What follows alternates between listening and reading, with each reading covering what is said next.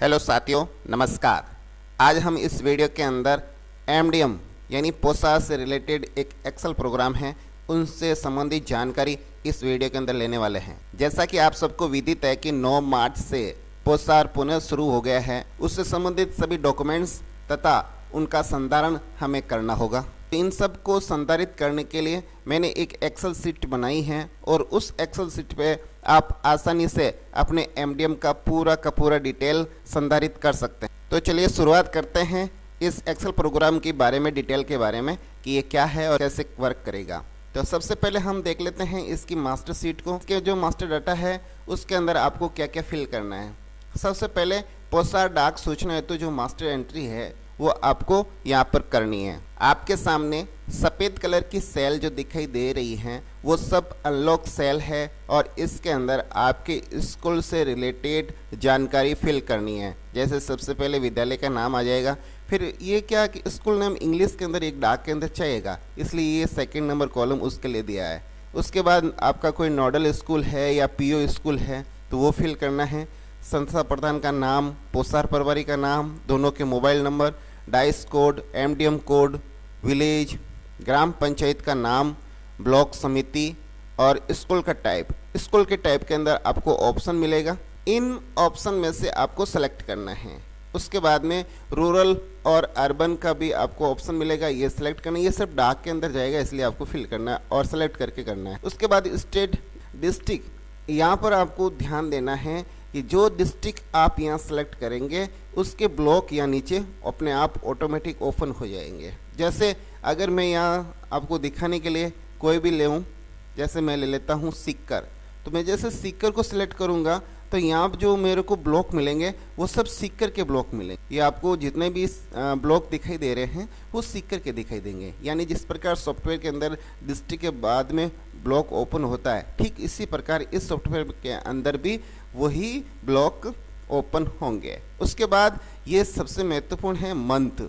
ये मंथ वाला कॉलम भी अति महत्वपूर्ण है, क्योंकि आप जिस मंथ की या जिस माह का एमडीएम का संधारण करने जा रहे हैं रिपोर्ट को, तो वो मंथ यहाँ सेलेक्ट करें और उसके पूरे माह का डाटा आप इसके अंदर संधारित कर सकते हैं। और संधारित करने के बाद माह के अंतिम दिनांक को आप उसकी रिपोर्ट निकाल सकते हैं और वो रिपोर्ट सीधे अपने बीओ ऑफिस या जो भी आपके कार्यालय को भेजनी है, पीओ ऑफिस वगैरह, वहाँ आप इजी गोइंग भेज सकते हैं। इसके बाद आपके इधर दिखाई देगा 17 2021-22 मैंने अभी लिखा है। यहाँ पर 17 इसलिए हमने ये कॉलम रखा है ताकि इस सीट को बार बार अपडेट करना नहीं पड़े।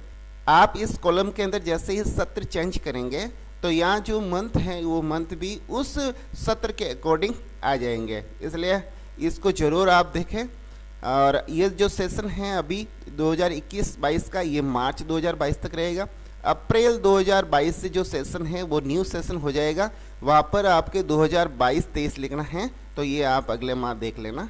और इधर नामांकन सूचना, नामांकन सूचना के अंदर आपके 1 to 5 और 6 to 8 ये अलग अलग है, आप इसको आसानी से फिल कर सकते हैं। नामांकन आप ज़रूर अपडेट करें, क्योंकि पीछे एक दैनिक डायरी है, अटेंडेंस डायरी है, वो इसी के अकॉर्डिंग चलेगी, इसलिए आप नामांकन सूचना को एकदम सही से फिल करें। उसके बाद चलते हैं, ये भौतिक प्रगति रिपोर्ट है। ये आपको जब डाक आगे भेजनी होती है तो उसके अंदर कुछ कॉलम होते हैं, तो उन कॉलम की पूर्ति भी यही से हो जाएगी। आप यहाँ पर जो भी कॉलम सफ़ेद कलर के अनलॉक सेल्स दे रखी है उसके अंदर आप डाटा भर दीजिए। जैसे निरीक्षण का विवरण भरना है तो यहाँ आप भर सकते हैं। साथ ही साथ जैसे शौचालय की सूचना है छात्र छात्रा के लिए अलग अलग, यहाँ पर आपको चेक बॉक्स मिलेंगे, आपको केवल मात्र टिक करना, कुछ नहीं करना। टिक करोगे पीछे डिटेल फिल हो जाएगी। इधर है किचन सेट की स्थिति, जैसे आपकी जो भी किचन सेट की स्थिति है तो आप उस पर क्लिक कर दीजिए, आपका डाटा उधर फिल हो जाएगा डाक के अंदर। यहाँ पर एमडीएम द्वारा या किचन साइड की स्थिति कैसा भी आपको जो भी लगे वो आप जैसे ही इस पर क्लिक करोगे तो आपकी जो ये डाटा इस सीट के अंदर संधारित होके पीछे आपकी जो डाक है वो ऑटोफिल हो जाएगी। और नीचे जैसे एसएमसी की बैठक हो रही है, आपके स्कूल में तराजू है या नहीं, जो भी ये सब क्या है डाक की रिपोर्ट्स है, उसके अकॉर्डिंग आपको डाटे फिल करने हैं और कुछ ऐसे चेक बॉक्स लगे हुए हैं उस पर आपको क्लिक करना है। नीचे ध्यान दीजिए ये कन्वर्जन दर है, यहाँ पर जैसे आप चेंज करोगे पीछे जो आपके कुकिंग कॉस्ट है वो कुकिंग कॉस्ट के अकॉर्डिंग आपके रोजाना का जो बैलेंस है वो अपना आप टूट जाएगा। आप जो यहाँ राशि चेंज करोगे वो पीछे हो जाएगा, इसको आप ध्यान रखें। राशि जैसे भी चेंज होती है आप यहाँ पर चेंज कर दीजिए। इधर बैंक की डिटेल है, ये आपके जो एमडीएम का है अलग से जो खाता खुला हुआ है उसकी डिटेल भर दीजिए। नहीं है अगर स्कूल का एक ही खाता है तो आप इसके अंदर फिल कर दीजिए। और नीचे जो जानकारी भरनी है वो कुक कम हेल्पर की है। कुक कम हेल्पर आपके जितने भी है 1 2 3 4 जितने भी है उसकी डिटेल यहाँ फिल कर सकते हैं। उसके अलावा इनके gender, category, mode of payment और इसके अलावा भी है जैसे ये अमाउंट्स वगैरह, जो भी अमाउंट्स हैं वो यहाँ लिख दीजिए, डाक के अंदर फिल हो जाएगा। ये कुछ जानकारियाँ हैं जो यहाँ फिल करनी है और इसमें ज़्यादातर डिटेल्स एक बार संपूर्ण डाटा फिल करने के बाद इसकी फिर अपने अगले माह यूज करो, उस समय इसकी कॉपी बना लेना, ठीक है, वो काम आ जाएगी आपके। और उसके अंदर केवल मात्र कोई नामांकन चेंज होता है तो देख लीजिए, महीना मंथ वगैरह वो जो चेंज हो रहा है वो देख लीजिए और सेशन वगैरह चेक कर लीजिए। इसके अलावा ज़्यादातर डिटेल चेंज होगी नहीं, बाकी डिटेल वही रहेगी। इसलिए प्रथम बार इसको आप अच्छे से फिल कर दीजिए, फिर इसकी कॉपियाँ आगे से आगे अगले महीने भी चलती रहेगी, इसलिए इसको अच्छे से फिल करें। अब चलते हैं इसका जो अगला पार्ट है प्रारंभिक शेष। प्रारंभिक शेष के अंदर आप जो खाद्यान्न है उसका प्रारंभिक शेष यहाँ लिखेंगे। पिछले माह की अंतिम दिनांक को जो खाद्यान्न था वो अगले माह का प्रारंभिक शेष हो जाएगा, वो यहाँ फिल करें। और कुकिंग कन्वर्जन वित्तीय स्थिति यानी जो पैसे हैं वो यहाँ फिल करने हैं। जिस माह के अंदर मिले हैं राशि वो आपको यहाँ फिल करनी है, तो ऑटोमेटिक ये पूरा संधारित हो जाएगा। उसके बाद कुक कम हेल्पर की वित्तीय स्थिति वो भी आप देख लें, यहाँ प्रारंभिक शेष, माह के अंदर प्राप्त राशि और उसके अलावा जिस माह के अंदर उनको पैसा चुकाया जा रहा है उसकी डिटेल भी यहाँ भर दीजिए, ऑटोमेटिक पीछे डिटेल फिल होती जाएगी। इस पार्ट के अंदर तो बहुत कम डिटेल है, 2-4 कॉलम है जो आप फिल कर दीजिए। हर माह या प्रारंभिक शेष चेक करते हुए आगे से आगे बढ़ते जाइए। अब चलते हैं आगे।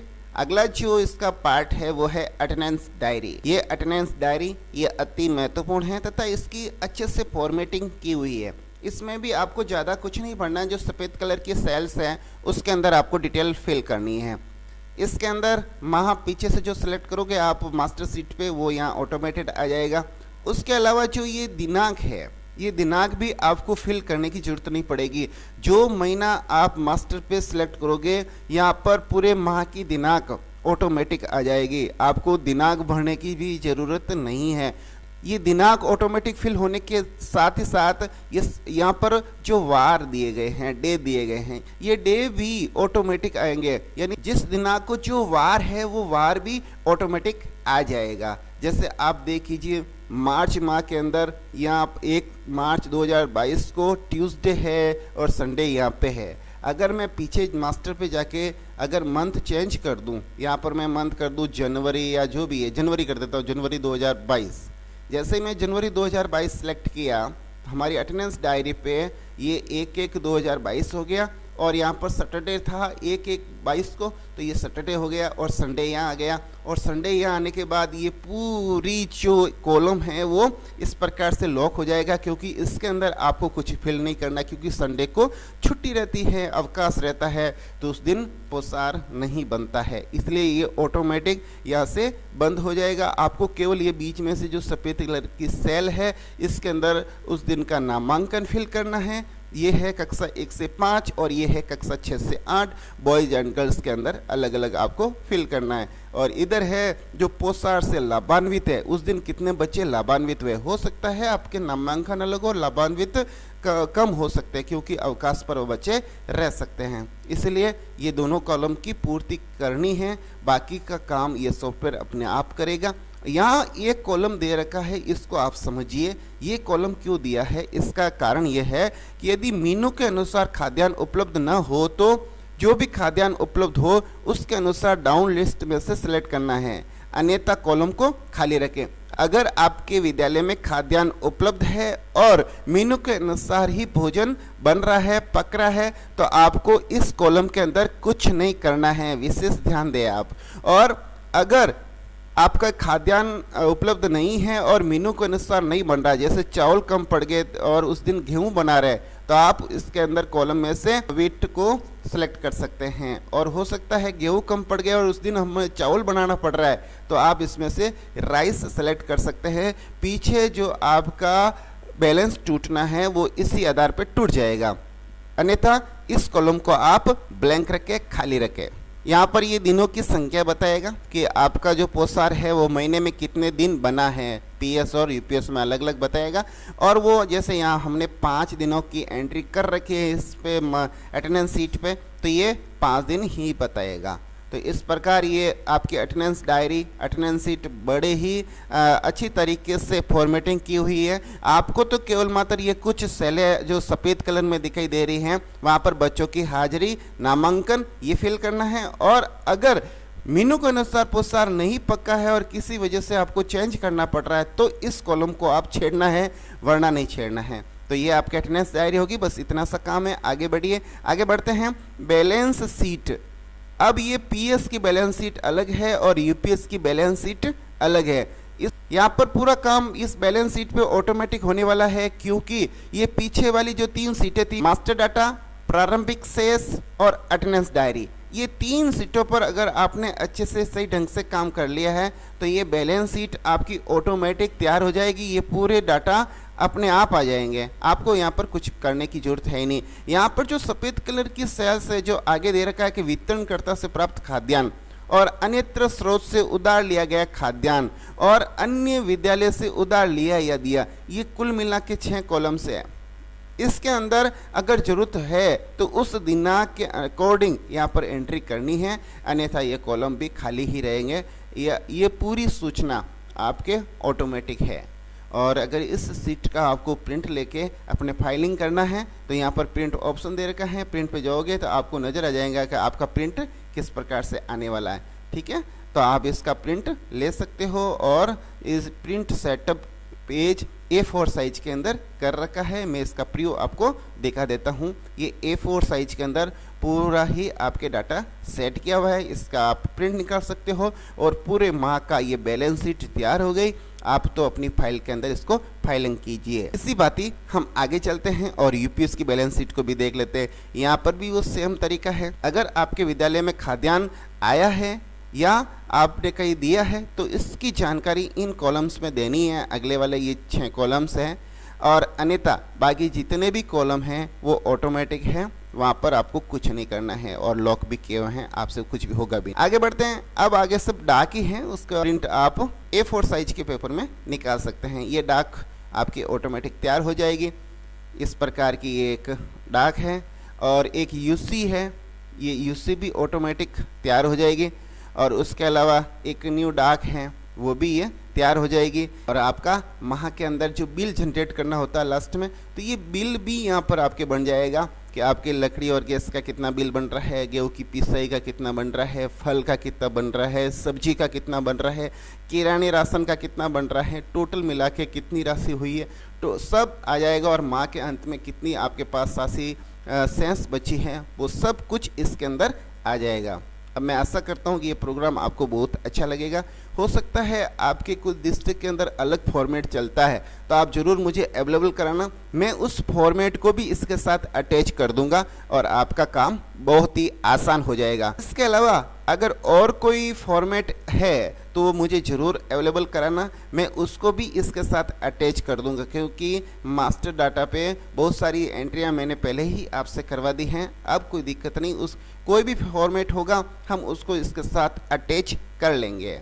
उसके अलावा स्टॉक रजिस्टर भी बना रखा है, आपके रोज़ का रोज़ स्टॉक भी यहाँ पर टूटता रहेगा कि आपका कितना स्टॉक शेष अवेलेबल है। माह के एंड तक आपको यहाँ पूरा स्टॉक दिखा दिया जाएगा। ऊपर वाला पीएस का है, नीचे यूपीएस का है। पोषाहार से रिलेटेड आपको किसी प्रकार की समस्या नहीं आएगी, ऐसी मैं आशा करता हूँ। अब मुझे इजाज़त दीजिए। नमस्कार, वंदे मातरम, जय हिंद।